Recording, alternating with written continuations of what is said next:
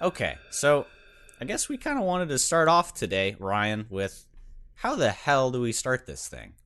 That's a good If question. it is a very good question because if you're not prepared, you might end up like me. Do you know what happened? What Do happened? you, do you want to know? Tell me. So, I want to hear it. okay, so when I was a kid, never ever have I broken a bone once in my life. May have almost done that yesterday. Ironically, was in the virtual reality when I smacked the hell out of a wall with my hand. Yeah, but what were you actually smacking? Uh, I probably missed the barbarian that was coming at Oh, me. you don't want to tell somebody that. Tell me you got him. But do you know how that could have been avoided? How? Proper preparation. Proper preparation. If you known Mm-hmm. where the edges of your room were, Which I had did someone not. there yelling, "There's a wall! Run!" Something Yeah, along well, those lines. I murdered the hell out of that wall. But that could Is have there been a dent? avoided. Maybe a little bit. Maybe not. Only time will tell. Good But a thing way you're to not fix that would have been good preparation, Ryan. You know what else needs that? D&D. Yes, it does. And that is our topic for today. The great, big, wonderful Session Zero, Session 0. of which we have had two in our life. So we're overqualified for it, obviously. No, we've had one. We've had one? Yeah. Wait, no. Hold on. Really? Yeah, our first campaign didn't have one. Okay, so that depends on what you consider as Session Zero. Okay, that's true. That's true. What would you classify it as? I can tell you So- what I'd classify it as. You've got a road in front of you and two directions you can take, a right and a left one, as opposed to other options that aren't there. One is you talk to your players about their expectations and you give them maybe certain sheets, resources, or questions, and there's not much gameplay, perhaps. Yeah, It's it's a lot more of poking around chatting and figuring and- things out. Yeah, exactly.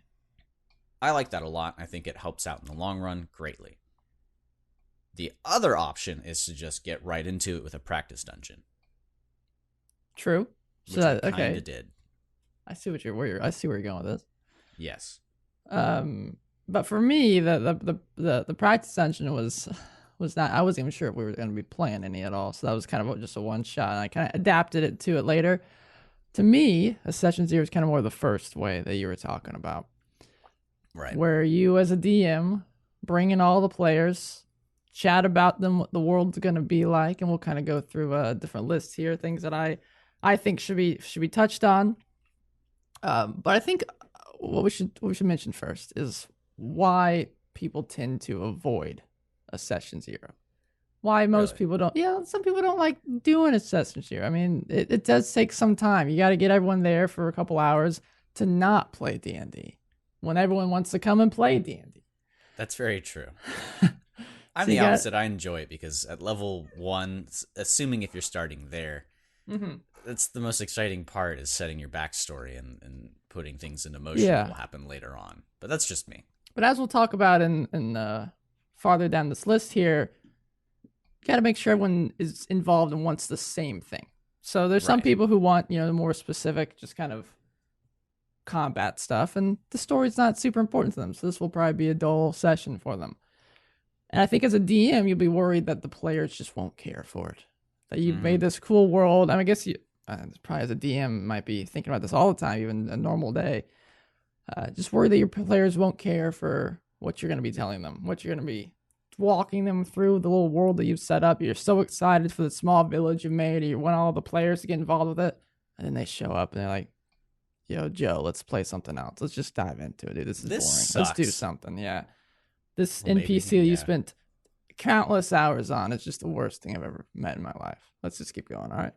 Damn, and that's different from just, the whole philosophy of being prepared to throw stuff out. That's just flat out, hey, we met it. I'm not about it. Get it out Damn. of here. Yeah. Let's Damn. get going. Yeah, session zeros are very, very important for setting a precedent on interests. And it's like anything you're looking to take up your time for entertainment, you browse and you look at specific genres. And you just got through the awful scheduling problems and everybody's actually there. And then you're like, hey, let's write some stuff down on a piece of paper and plan some stuff out. Yeah. Tell me about this character that you're working on or haven't started working on. Let's get this going. So how do the plans start? What's at the top of your list? Well, let me ask you first. Oh, okay. Let me delve into this. So technically, I mean, you said we had session zero for both, but let's say we had a more inclusive, more extensive session zero for the first campaign. Do you think there would have been a difference between, because now you've had one of both, one of just where we dived into combat, into gameplay, and one where we had a full session zero ahead of time. Did you notice a difference? Absolutely. So you think I think with our first campaign though, we had such a, like we've said, a revolving door of people that it may not have mattered. Perhaps it would have retained them more, but I think the situation was out of our hands. But I do really think session zero is laying the groundwork. Absolutely. All right. So what does a session zero look like, you may ask? Yes. As a DM, I think it's important to learn what type of players that you may have. It can be tough, especially if, let's say, you found them online or you found them from who knows where. Yeah, found them from your local theater class, your local improv class, or maybe they're close friends, but you don't know how they act in game. The DM, the Dungeon Master's Guide, released by Wizards of the Coast, shows on page 6 here, I believe, shows a good chunk of different types of players. I think it's important to know who you're going to be DMing for. There's got the actor who likes getting into their character, who does that? Likes getting into their characters' voices and role plays, their interactions, which I love. I love DMing for the actor type because then we can really go crazy with story stuff. And it gives the DM guide gives lots of different ways to adapt and to use these, how to engage these players. For example, for the actor, it says to allow them to interact regularly with different NPCs and give them just some role-playing encounters. Then there's also the explorer who just wants to explore and see what this world has to offer, and you can engage them by just dropping clues, dropping little hints at things that are out there in the world. Things to, for example, in our world, the players didn't realize, or the people in the world didn't realize that there was a second continent, that there are other continents, and so I just kind of dropped that little nugget, and now people are interested on it. We're like, wait, hold on. There's things out there to explore, so that kind of gets that little side of them. There's also the instigator. People who like to, the player likes to instigate and likes to make things happen, taking risks and doing things, which I would also say is a little bit of you, where you kind of just get curious and want to go see what the heck is making that noise over there. Yep. But just to engage them, to include different encounters who are feisty, different NPCs, or just including small things that to tempt them, to make them want to go try to do something crazy. Then you got the typical fighter, the person who just wants to combat, wants to kick some ass, wants to chew some bubblegum and throw their sword around, things like that. Why aren't we playing 4E? Yeah, why aren't we doing something that's a little bit more combat oriented? For them, you want to have a little bit less combat, or not, a little bit less. Perfect. Really, really sock it to them. Just That'll rip piss it all them off. away. Yeah, so screw you. Okay, get those guys out of here. A little less combat, they're done. No, you want to have a little more combat and less NPC encounters. What I meant to say. Sorry, JD. And you want to also. He's a combat player. He is a combat player. He's like, that was a close one. I was about to fight you guys. But for them, you want to spring some kind of unexpected combat encounters on them, where they're just kind of walking along the road, and then boom, here's a bandit who wants to maybe start with NPC encounters so you can make the actor happy, but then can kind of make it into some combat stuff. Then you have the more. It calls them the optimizer, but you can kind of think about them as the kind of the not really power gamer player, because that can have a bad connotation, but someone who likes to optimize their character to the T. Likes to fine tune, get every single aspect of the character perfect mechanically, pretty much. Right. So you want to give them, if they're a wizard, you want to give them steady access to new spells and stuff like that. Give them some rewards, things along those lines. Then there's this problem solver. Oh, there's more. Yeah, there's actually one more from this one. What the heck? Actually, I'd say the last one kind of combines with the actor, but for problem solver, they're just kind of like, they like to solve problems. It's kind of in their name. And you want to just engage them by giving different problems, having NPCs that have complex motives. They can kind of figure out what's going on. So the big bad guy is working on this scary stuff. Why is he working on it? Where is he at? What's he doing? Just have small little nuggets of information along the way, make them figure it out. And then the final character. Oh boy. The storyteller. The person who loves to the player who loves to help and contribute to the world and to the narrative and the story, which is, I would say, it's similar-ish to the actor in a way, but I guess you'd have a storyteller who's not a big actor. And you just want to engage them by helping integrate their character's background, which I say you should do that for all your players, but like what Session 0 is all about, learn what your players are interested in and what they want to be doing. Yeah, I mean, I hear a lot of how I like to play in every bit of those descriptions, and I think a way I would prefer to figure out or tell the DM what my personality is like is perhaps you give me a sheet that says number these 1 through 5, or check these if you think you're them, that kind of thing. And of course, I'd put maybe actor instigator first, but I think it's a good way to quantify your player's interest. Yeah, give them a little questionnaire. Figure out what piques their fancy. Something that, and we had a small little one where it was like a little bar from 1 to 5, and I had different questions and different things saying, do you prefer combat or role playing? Combat's 5, role playing's 1, and just choose whichever number.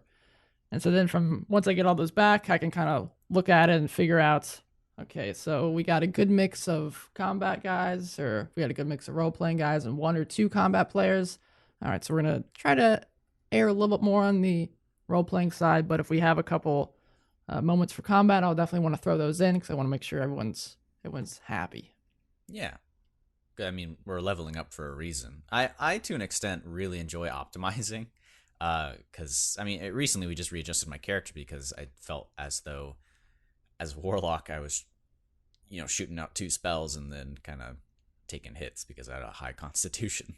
Yeah, if you missed that episode, go back and listen to episode 2 and you'll hear some Warlock complaints. Maybe a little bit. You'll see. Call to action. Answer my call to action, please. But it's really important to quantify what your players enjoy and how they want to play. Otherwise, all that effort you went through in scheduling and trying to find people may fall through. Yeah, because then they won't be enjoying themselves and say, hey, sorry, something just came up. I can't show up today. And then that turns into, hey, Karen, I can't come to the game today. I'm not really enjoying it anymore. I got bigger, important plans.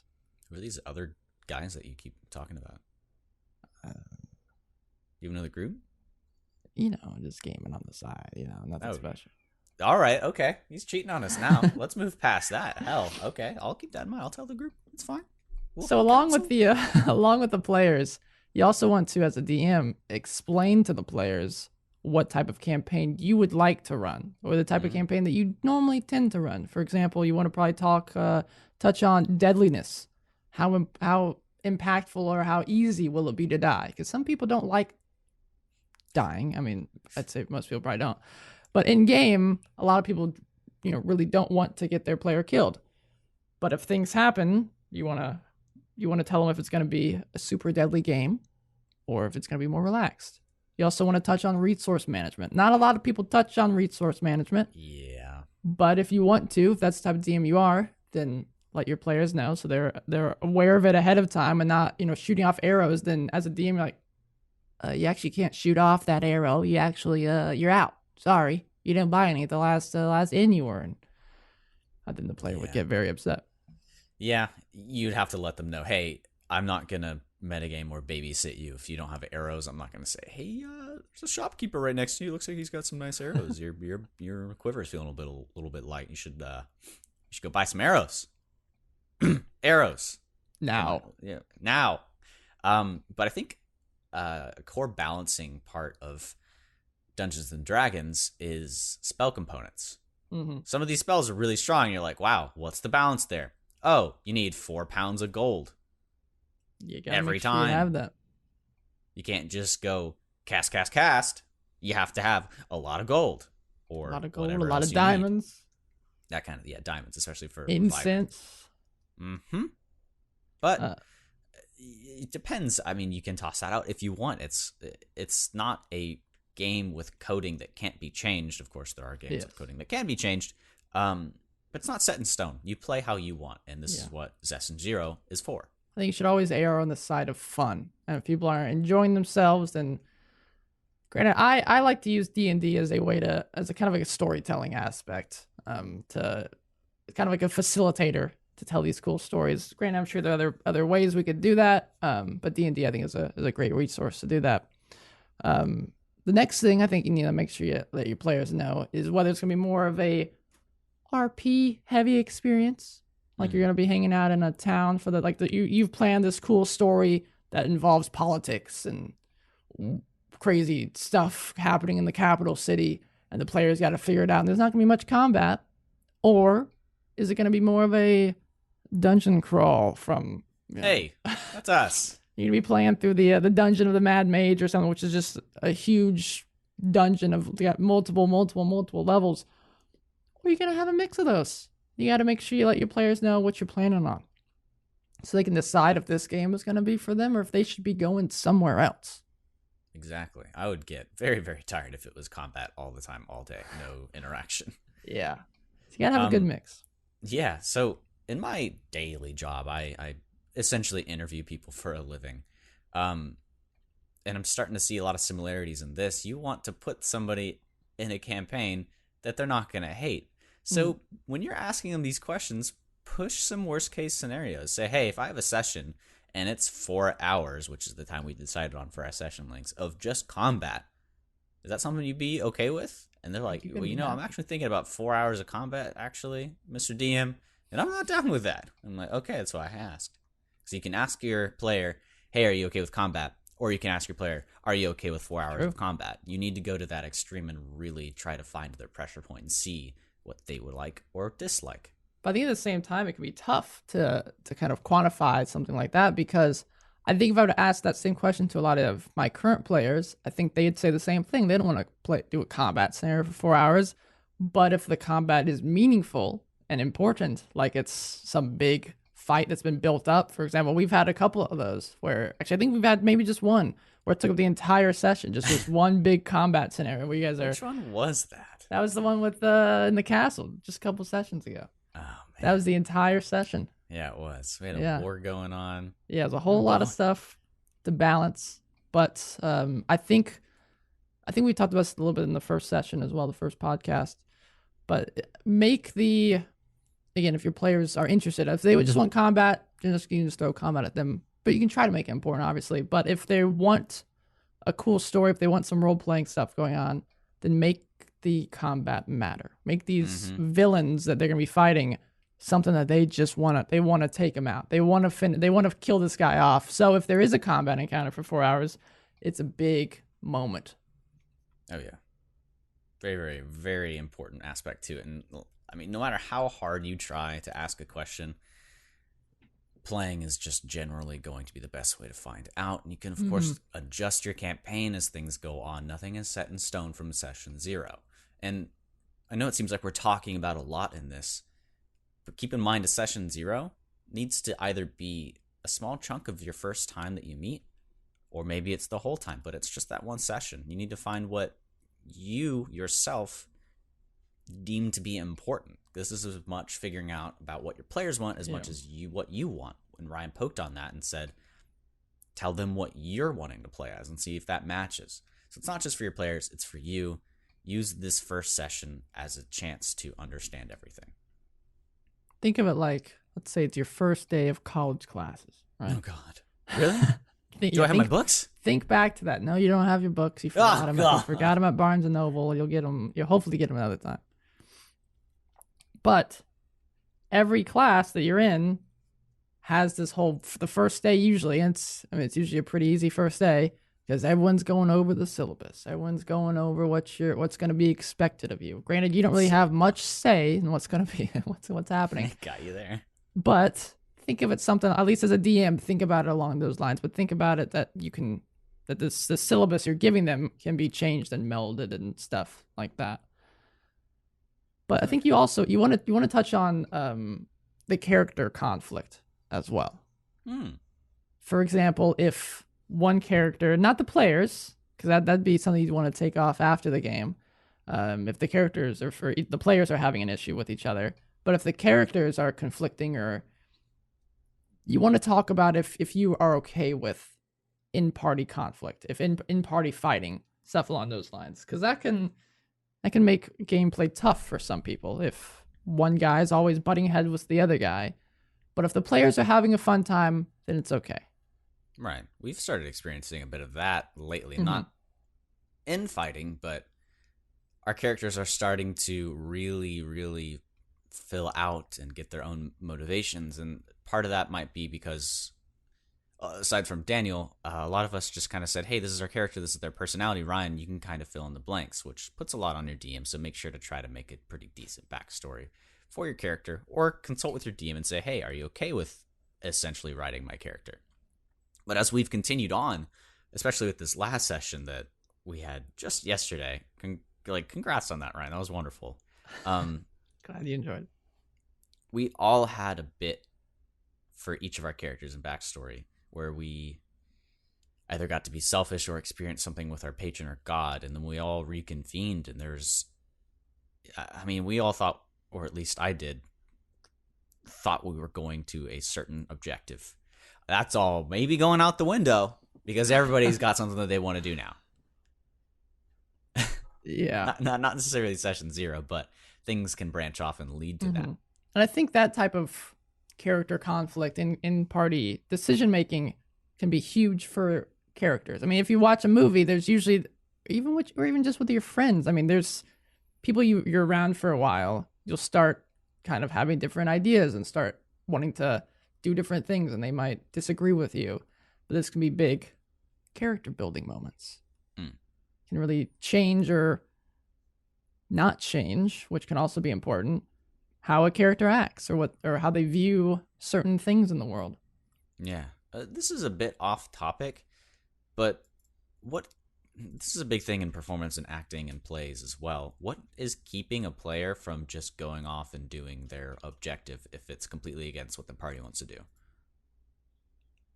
How do you deal with that? Just that they're in a game with people. If they decide to do something like that, then obviously I would pull them aside and say, if you do this, you'd have to make a new character, because then but if that is what your character would do, okay, that's all. I'm all aboard for that. There's been some live play podcasts and shows that I've watched where that has happened, where the character has decided this party isn't for me. There's something I really are striving that I want to be doing with my life. I gotta go, guys. I'm sorry. And obviously they're aware once they do that, that character's gone, at least for the time being. They could maybe shelve them for a bit. Maybe they're getting tired of playing the same character for a year and a half now or something. They want to try something new, but they don't want to, just throw the character away. Give them some chance to check out somebody else, a new character, bring in, spice up the party a little bit, something along those lines. Yeah. I don't think I'm going to do this, but if we don't go a certain cardinal direction, my character may get a bit antsy. Now, he usually gets everything he wants, so he should calm down a bit. But it's something that, me as the actor player wants to roleplay properly. Mm-hmm. But, just throwing that out there again. Things happen, man. Things happen. Things do happen. And I've always wondered. But your response to that, being a DM and saying, hey, you can do this, but I can't roleplay or we can't DM for 2 entire different areas. So Yeah. I'll let your character do that. They exist in that world and they're doing that thing, but you need to be a new player or a new character. You're or part of the party. Leave, I don't know, nicely. But yeah, okay. All right. Well, it's like it's one of those things when you first start a game, which we'll touch on next week. Or next week we'll be talking about kind of the first actual session. How do you get started? What do you do? As a player, you want to try to give a reason to be with this party, because you're playing D&D for a reason. You're hanging out with these people. If you don't have a reason, then you can just walk off and leave. Then what's the point of you coming here? You got to try to. It might be tough at first to try to find a reason to hang out with these strangers, but it can. It's D&D. It's a game. It's what you got to. Yeah. What you got to try to do here. Yeah, that's something I wish we had done initially, and you touched on this when we were chatting, I think, a couple of days ago. You should, or if it is warranted, try to connect your player characters' backstories a little bit, even just a couple days ago. Because what we had done was essentially you guys got together for a quest, and that's pretty much the cookie cutter, cover all. This is what you can do if nobody talked about how these people know each other. Yeah, or meeting in an inn or something along those lines. Right. But I think it could be really, really interesting for the story to already have a connection with somebody. And it helps flesh out backstories. I think if I were to DM again and do a session 0, I would really stress, hey, I want you guys to make backstories for your characters. I think people who prep backstories for their characters are more inclined to be invested in the story. Right. That's not to say that people that prefer combat and just say, hey, this is the skeleton of a character that I want to play as and fight and do properly. Like, I want to just fight. I don't care much about my backstory. If they express that and I think it's okay for my campaign, I'm fine with it. I'll write their character and maybe they'll get invested at some point. I don't know. But I do think backstories are a huge part of what Session 0 should be. Maybe you can give your players homework before Session 0, which seems a bit redundant, but, there's only so much time you have depending on the time dedication that your players and you are willing to dedicate.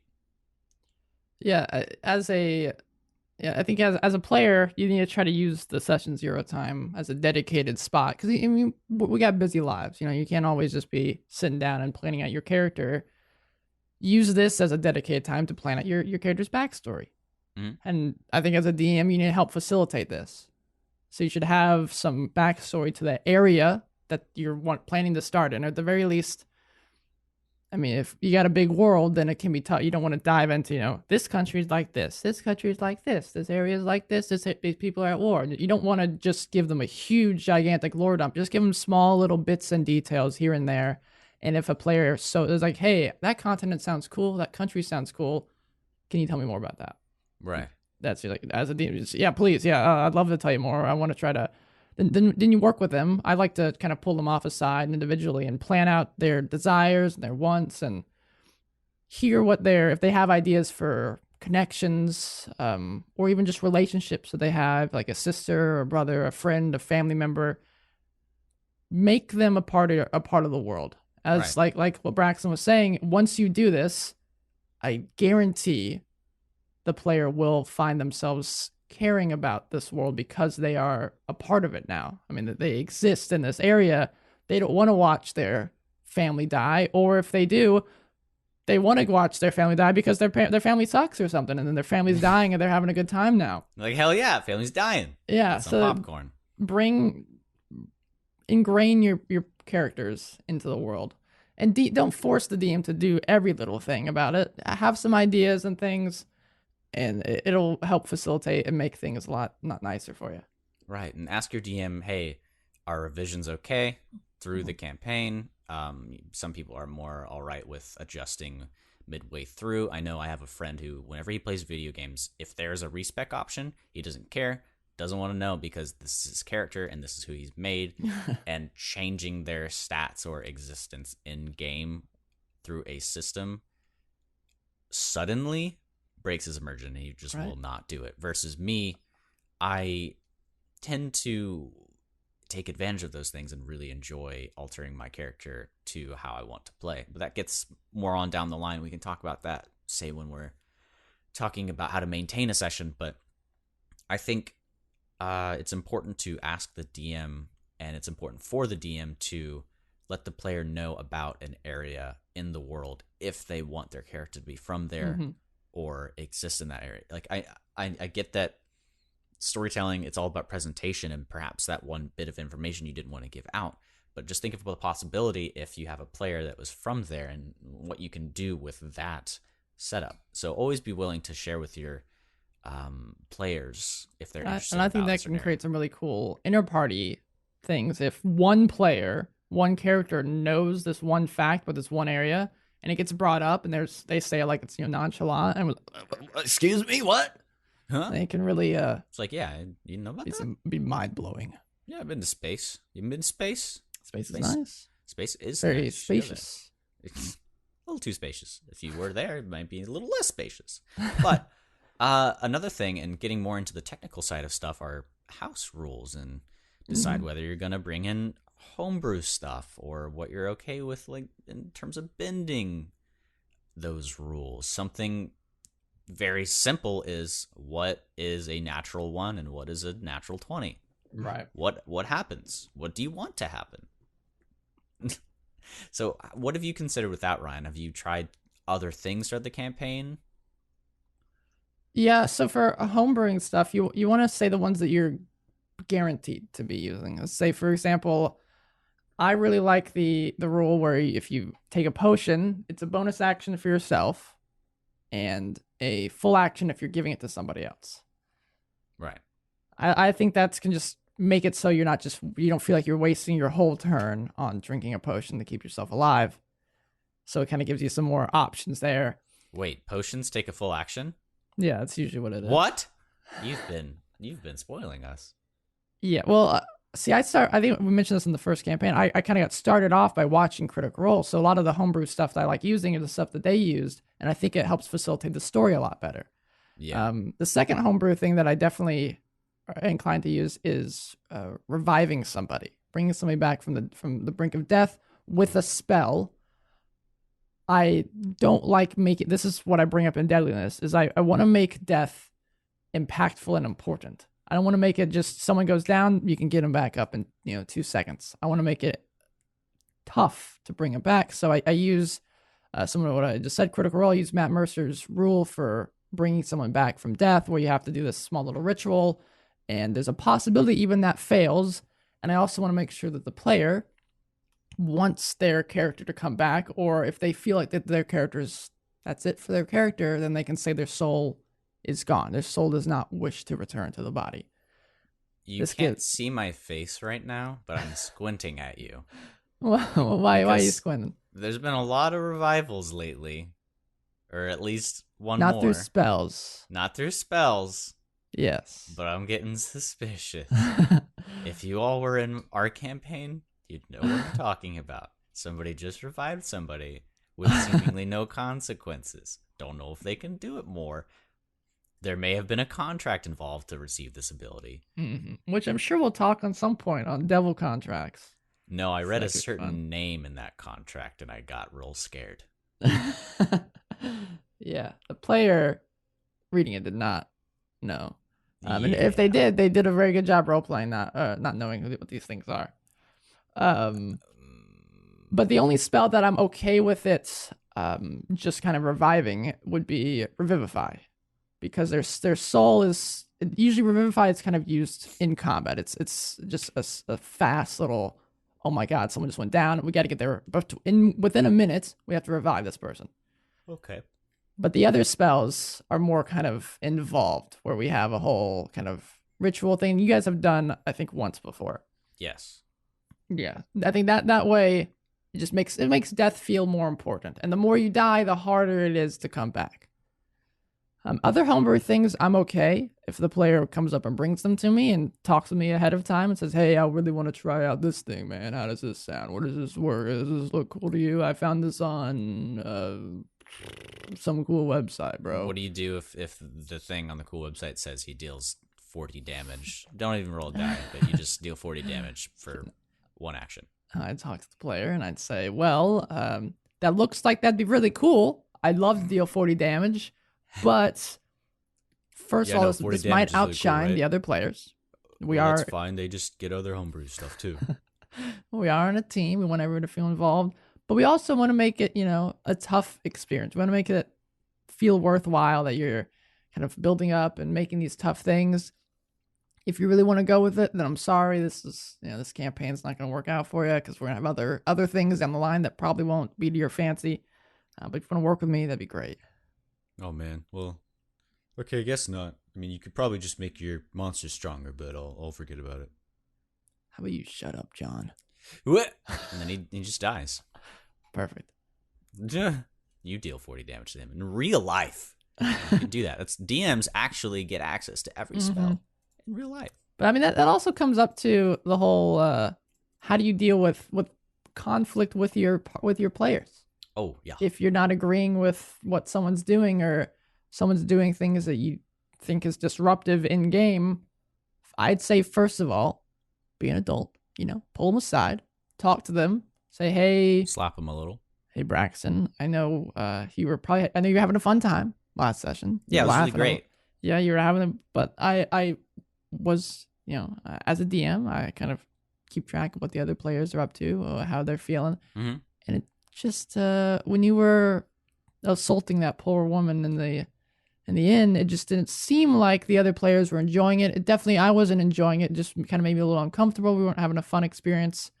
So I just would appreciate it if in the future you try to avoid just attacking random NPCs. But that's just what my player would do. Right. Yeah, I understand that. I guess just understand if you do that in the future, there will be some conflict, some inner game issues, as there were last time. The guards showed up, and it was a whole ordeal. Mm-hmm. But let's just try to avoid that. And if you do, we might have to have a different kind of discussion here. I don't want to have you leave the game or anything, but I just wanted you to be aware that we were having some issues there. All right. Well, I mean, I like role playing my character, but if something comes up and it doesn't work for the party, just I guess let me know again. For sure. I'll see if I can't adjust it based off of my character's personality.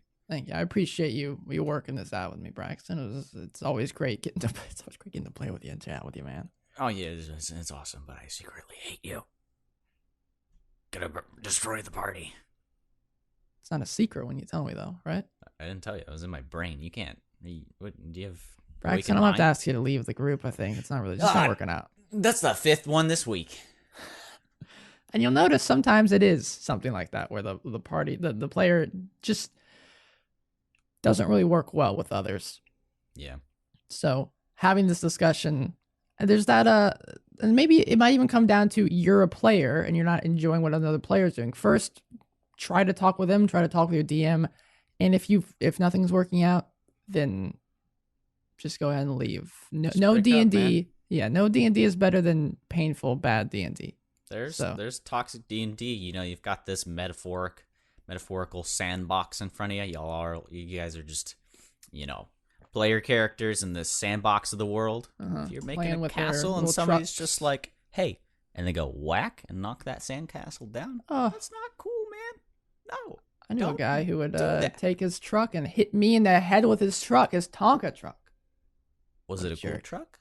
No, it was just yellow.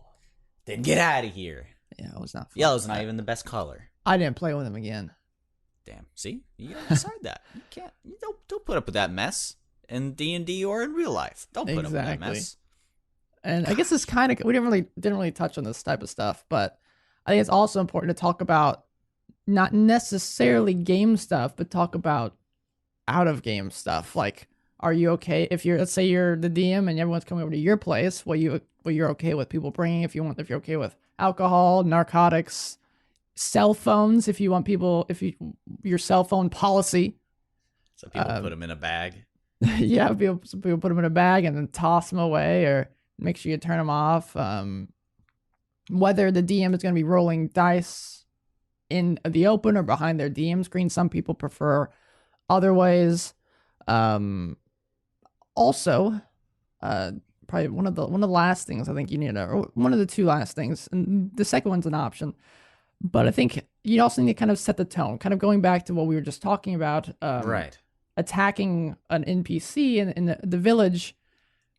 Tell the players what your story is going to be expecting, or if there's any issues that the players may have with, slavery, or if they don't want any racism in their game, or if they don't want any sexual assaults, or what we talked about in, I think, last podcast, relationships and romance, or things along those lines. If any of those things is an issue for a player, session 0 is the time to bring that up.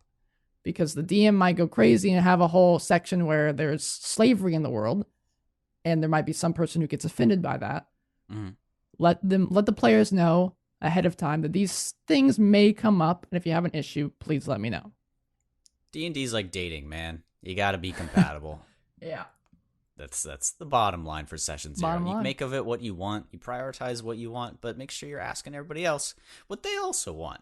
because they want to know, and keep that line of communication open.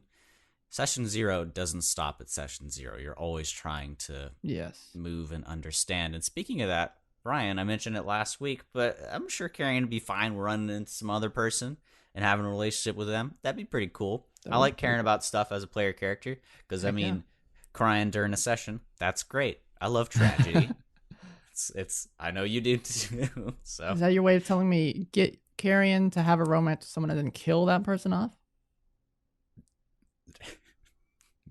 Not necessarily, but I'm open to the opportunity. Perfect. I'll keep that in mind. Keep it in mind. Oh, Lord. No, I just like caring about stuff. Yeah, I mean, there's lots of things that can be touched on in session 0, and having one podcast to talk about all the different things would take forever. But there's lots of sheets, lots of things for you to look at out there online. Just type in session 0 D&D, and you'll get a whole list of things that you can talk about. The final thing, though, that I think, and I didn't do this, but I think this is an option for a DM that you can do, is that if you have a couple ideas of plots in mind, and you have different types of players, then give a small little paper where you have about maybe 3 or 4 different quests or plots. For one's, more of a kind of a resource heavy experience in the top left. Then you have one that's in the desert and you guys are doing resource management. You're surviving and trying to stay alive. One's a dungeon crawler. One's a politics thing in the capital city. And say, vote on these. Tell me, let's see which one wins, and we'll go and do that campaign. Just give them some options. Yeah, that sounds great. That'd be really cool because you could say, hey, here are some threads that I have an idea on. Which ones are you guys most interested in? And I always struggled with that. Where the hell do we go? I would love to be the DM that preps something so well, but makes it so easily adjustable to the players. I mean, that's like the godlike DM. He can just make everything right off the bat, and he's also prepped everything. I'd love to be able to drop my players and say, you're basically playing a video game right now. Just point your stick in a direction and press A when you come up with something. Do whatever you wish. But I would love to hear anything that you guys do for your session 0. I know we don't have a massive following, but I would love to hear from individuals. If you ever have something that you've done during a session 0 that you feel worked out really well, or you have a question for us, feel free to message us or tweet at us at Dungeon Crawl Pod on Twitter, or send us an email at thedungeoncrawlpod@gmail.com. Anytime. We would love to open that up and have a session or a section in these podcasts where we talk about what you guys do. That's something I always love in any other podcast that I listen to, is audience interaction.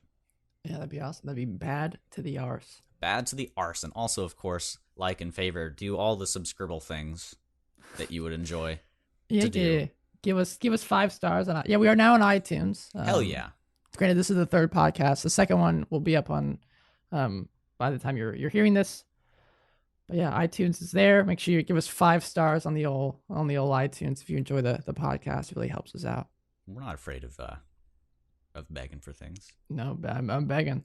Give me 5, like a high 5, but think of it as stars. Oh. Hell yeah! See, he did it. Aren't you doing it? All the cool kids are doing it. That's not peer pressure. Bandwagon. Yeah. It's okay. All the cool kids are rating us 5 stars, so you should too.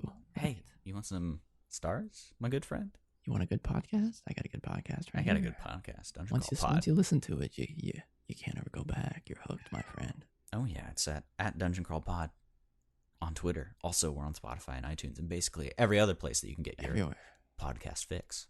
Listen to them. Listen. But at the end here, and I think we're going to keep this as a tradition. For the time being. Let's continue on. Yeah, for the time being. Go ahead and take it away, Ryan. Do you want me to roll first, or you want me to roll first? Or wait, did I ask myself I'm gonna roll twice? I guess I'll go. You laugh, you lose. All right, so we're gonna be doing the same thing as last week, where we roll on this D100 sheet. It's got two rows of 100 items, and you combine them together to make some weird or creepy or stupid item, or all 3 of those at once. So I got 36 chemical. Oh. And 42 chemical. Okay. Romance. No. It's a sensory chemical. Whoa. That worked out. So the party, you walk into a room. And there's the bubbling sounds of a laboratory. You've now discovered the Mad Mage of Kavath's laboratory. Inside, you have all these different smells. Ginger, lavender. What's that smell? It smells like the decaying corpse of your best comrade friend who died last week. And there he is, inside the cauldron, bubbling. And it's quite the sensory experience as this chemical. But wait, there's the Mad Mage of Kavath behind the cauldron, and he spots you.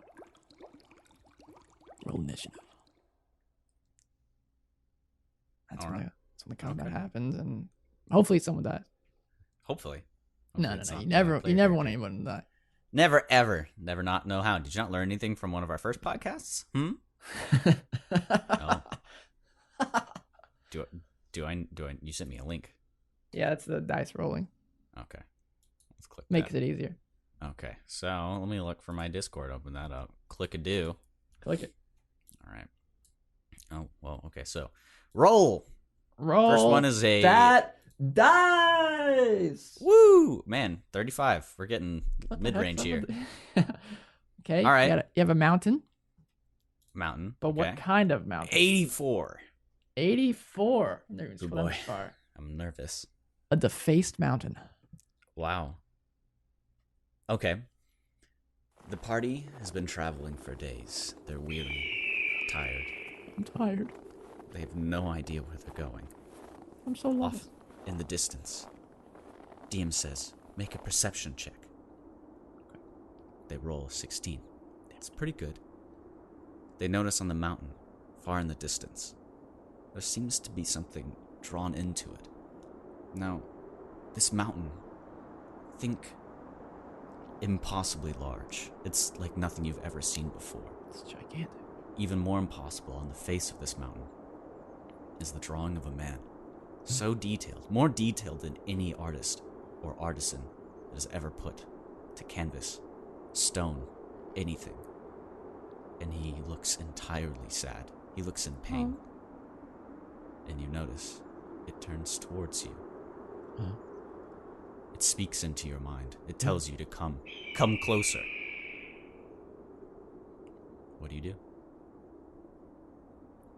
Well, I take my arrow that I made last session that has the little bomb attached to it.